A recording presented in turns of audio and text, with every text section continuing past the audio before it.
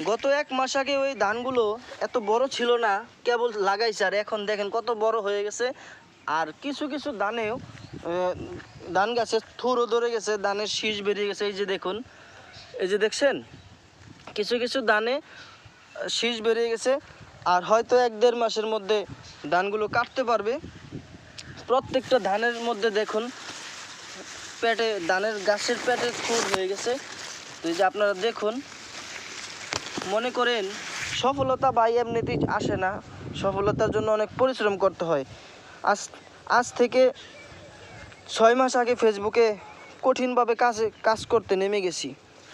আজ সফলতা ক্রমাগতই পাচ্ছি। কীরকমভাবে সফলতা পাচ্ছি? মনে করেন প্রত্যেক দিন স্টার পাচ্ছি, অডিয়েন্স বাড়ছে, ডিসএঙ্গেজ বাড়ছে, আমার 1 লক্ষ ভিউজ।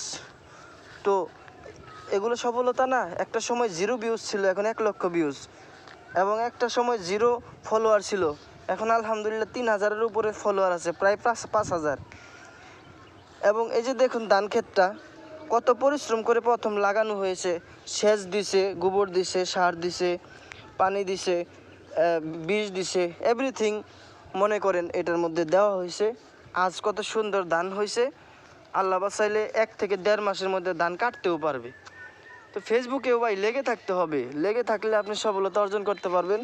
আপনি যদি চুপচাপ বসে থাকেন ঘরে, আপনার কোনো লাভ হবে না। কেউ আপনাকে আপনার মুখে খাবার তুলে দিবে না।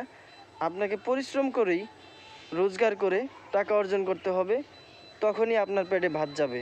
এভাবেই ফেসবুকে দিনের পর দিন পরিশ্রম করে যেতে হবে এবং ধৈর্য ধরে কাজ করতে হবে, তাহলেই সফলতা আসবে।